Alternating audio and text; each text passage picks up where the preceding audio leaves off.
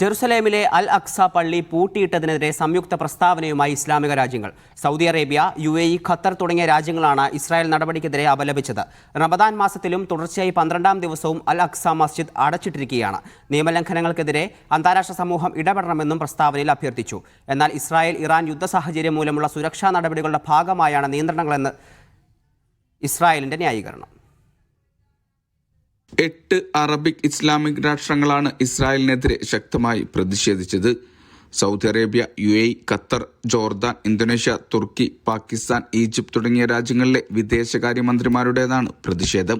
സംയുക്ത പ്രസ്താവനയിലാണ് പ്രതിഷേധം അറിയിച്ചത്. റമദാൻ മാസത്തിൽ തുടർച്ചയായി 12ാം ദിവസവും അൽ അക്സ പള്ളി അടച്ചിടുന്നതിനെതിരെയാണ് പ്രതിഷേധ പ്രസ്താവന. മുസ്ലിങ്ങളുടെ ആരാധനാവകാശത്തെ ലംഘിക്കുന്ന നടപടിയാണിത്. അന്താരാഷ്ട്ര മനുഷ്യാവകാശ നിയമങ്ങൾ, അന്താരാഷ്ട്ര നിയമങ്ങൾ തുടങ്ങിയവയെല്ലാം ലംഘിക്കുന്ന നടപടിയാണ് ഇസ്രായേലിന്റെ ഭാഗത്തു നിന്നുണ്ടായതെന്നും പ്രസ്താവനയിൽ ചൂണ്ടിക്കാട്ടി. അൽ അക്സ പള്ളി സമുച്ചയം മുസ്ലിങ്ങൾക്ക് മാത്രമുള്ള വിശുദ്ധ സ്ഥലമാണ്. പള്ളിയുടെ കാര്യനിർവഹണത്തിന് നിയമപരമായ അധികാരം ജോർദാനിലെ ഔഖാഫ് മന്ത്രാലയത്തിന് കീഴിലുള്ള ജെറുസലേം എൻഡോവ്മെന്റ്സ് വകുപ്പിനാണെന്നും പ്രസ്താവനയിൽ ചൂണ്ടിക്കാട്ടി.